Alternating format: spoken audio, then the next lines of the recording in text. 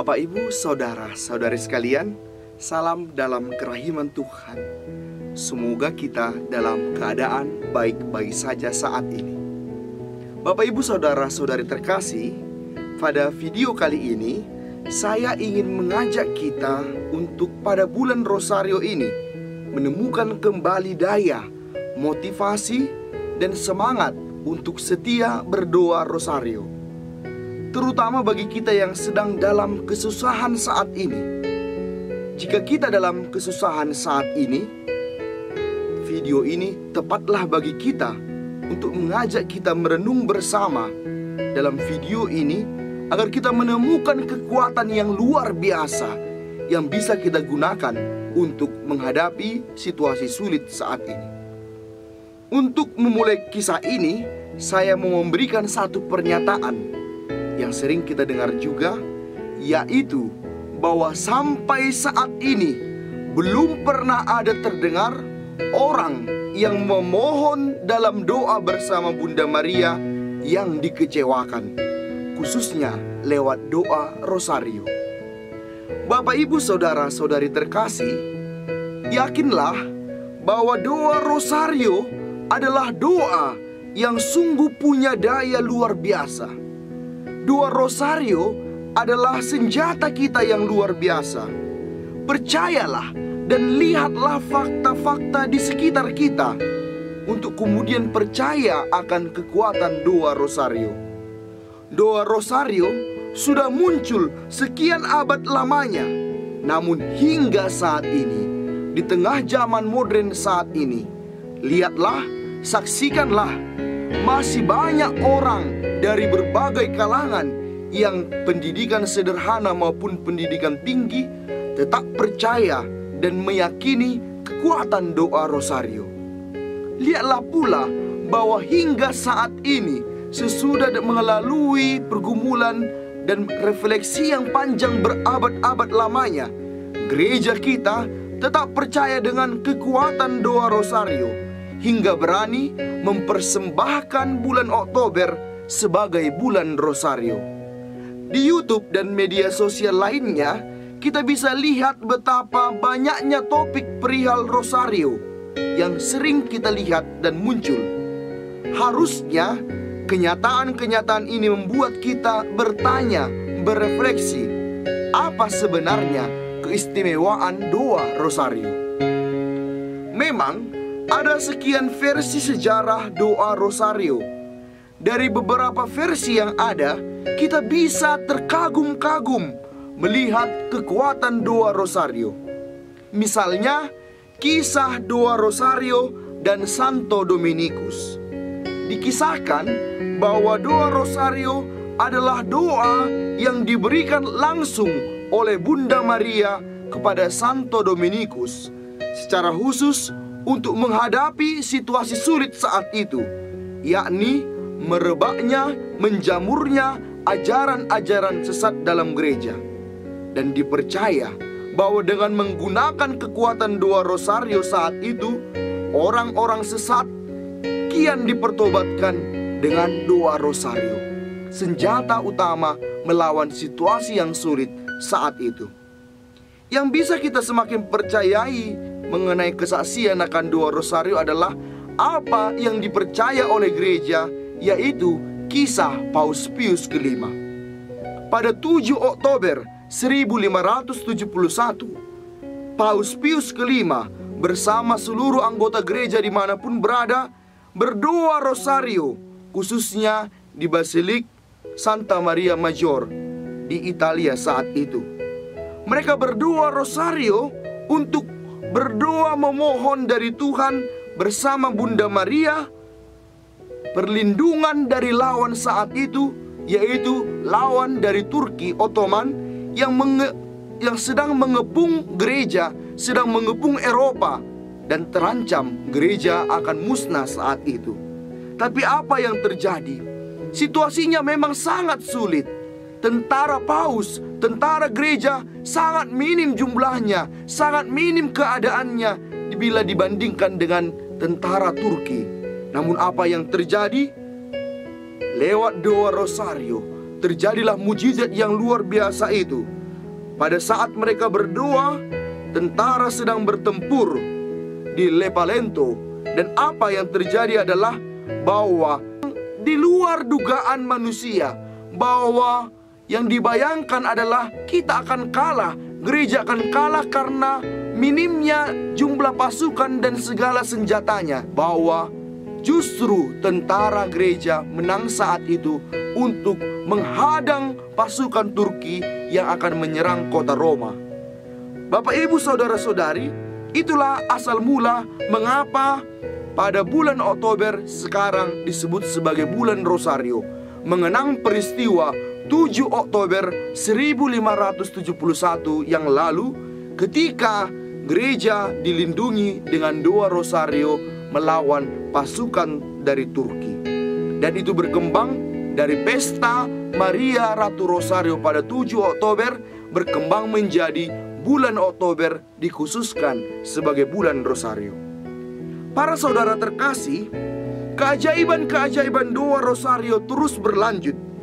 Begitu luar biasanya doa Rosario sehingga Bunda Maria dalam berbagai penampakannya, khususnya di Lourdes pada tahun 1858 dan di Fatima pada tahun 1917, selalu berpesan agar umat berdoa Rosario, bahkan tidak tanggung-tanggung. Bunda Maria mengatakan bahwa Perang Dunia Pertama yang sedang terjadi saat itu akan segera terselesaikan dengan doa Rosario. Dan itulah salah satu pesan penting penampakan Bunda Maria. Bunda Maria prihatin melihat situasi sulit akibat perang dan berkata kepada para saksi penampakan agar bersama Bunda Maria memohon kedamaian selesainya perang. Dan itu terjadi dengan kekuatan doa Rosario. Bapak, Ibu, saudara-saudari terkasih, pesan itu kiranya diperdengarkan lagi dalam video kali ini, yaitu pesan untuk berdoalah doa Rosario. Kita tahu bahwa kita punya tantangan saat ini masing-masing kita, baik tantangan dunia maupun tantangan dalam hidup kita masing-masing, dalam keluarga kita, dalam pribadi kita. Daripada asik mengeluh atau bahkan mulai mencari jalan-jalan pintas keluar dari masalah, saya meminta agar kita mengambil Rosario kita, mulai berdoa Rosario, dan setialah dalam doa Rosario. Dan lihatlah, yakinlah bahwa kita akan mengalami hal-hal luar biasa yang terjadi dalam hidup kita. Saya kembali mengulangi pernyataan ini, bahwa tidak ada seorang pun hingga saat ini yang merasa doanya bersama Bunda Maria, khususnya doa Rosario, tidak didengarkan Tuhan. Kita bisa mulai berteori di sana-sini tentang doa Rosario. Dengan pikiran kita yang sempit, kita mulai menuduh doa Rosario adalah sebuah kekonyolan, adalah devosi yang salah, yang terlalu mengagungkan Maria. Ada tuduhan bahwa doa Rosario adalah doa yang sesat karena menafsirkan secara keliru pernyataan dalam kitab suci itu, yaitu jangan berdoa bertele-tele. Bapak, Ibu, saudara-saudari terkasih, dalam video ini saya tidak terlalu berminat memberikan suatu pembelaan iman, suatu apologet untuk menanggapi tuduhan orang lain secara berlebihan.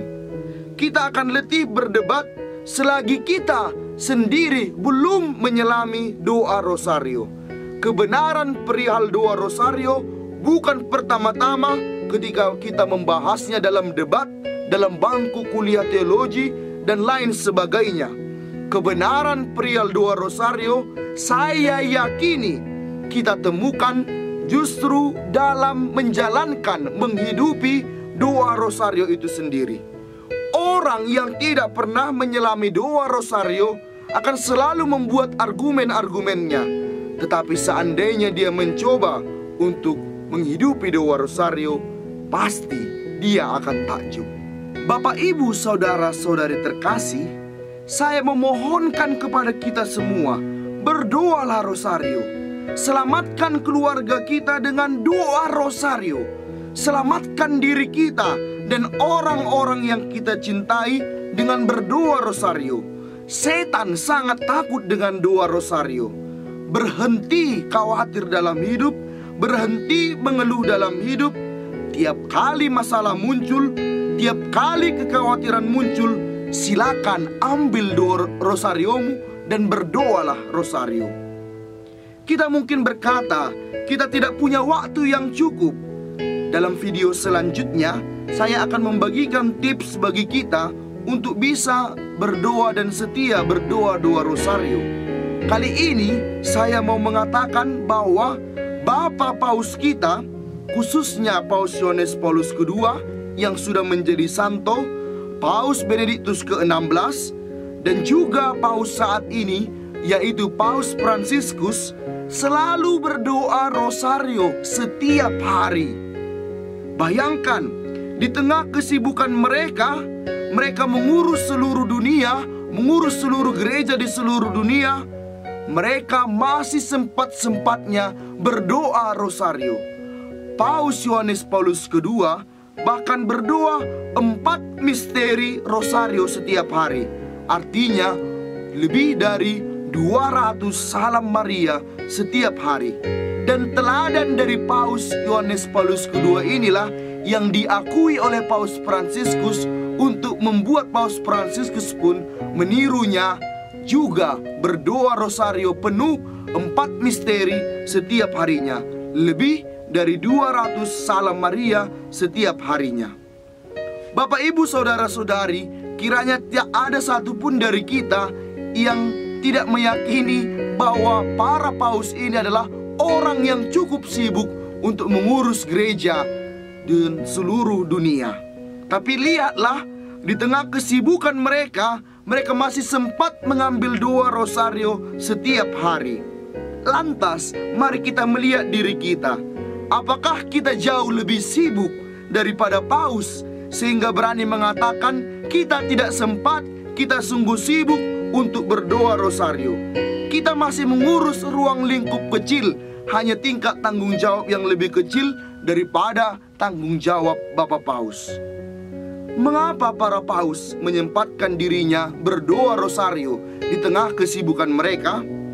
Ya, karena mereka sudah mengalami dalam hidupnya bagaimana doa rosario sungguh pertama-tama sudah berdaya luar biasa bagi hidupnya sendiri dan juga pelayanannya selama ini.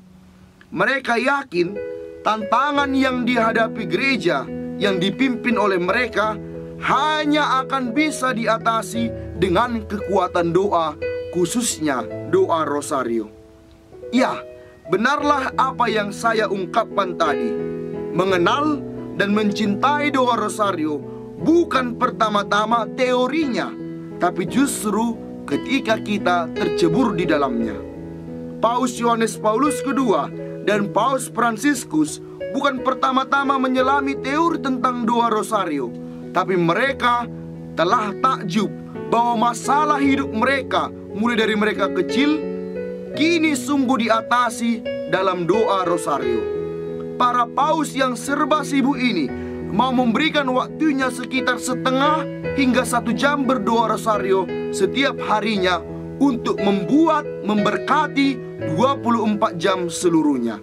Mereka sadar, sekuat dan sesibuk apapun mereka bekerja, tanpa doa, khususnya doa rosario, pekerjaan mereka, usaha mereka tidak akan sungguh-sungguh berdaya guna. Bapak, Ibu, Saudara-saudari terkasih, dengan video ini kiranya menjadi wujud cintaku kepada kita sekalian. Saya tahu bahwa kita yang menonton video ini mungkin dalam pergumulan saat ini. Mungkin ada di antara kita yang sedang memohonkan doa-doa. Yakinlah, saya ikut berjuang, saya ikut merasakan penderitaan-penderitaan kita, penderitaan-penderitaanmu, pergumulan-pergumulanmu, mencoba mengalami dan melihat betapa engkau sungguh susah. Karena itu, dari pengalaman itu, dari rasa ikut berbela rasa denganmu, dengan kita semua, kukatakan kepada kita semua, ambillah rosario saat ini, berdoalah rosario selesaikan masalah kita pertama-tama dalam doa rosario. Sudah terjadi bahwa rosario, doa yang sederhana itu, mampu menyelamatkan gereja yang demikian besar ini. Doa rosario, yakinlah, pasti bisa menyelamatkan keluarga kita yang jauh lebih kecil daripada gereja seluruh dunia.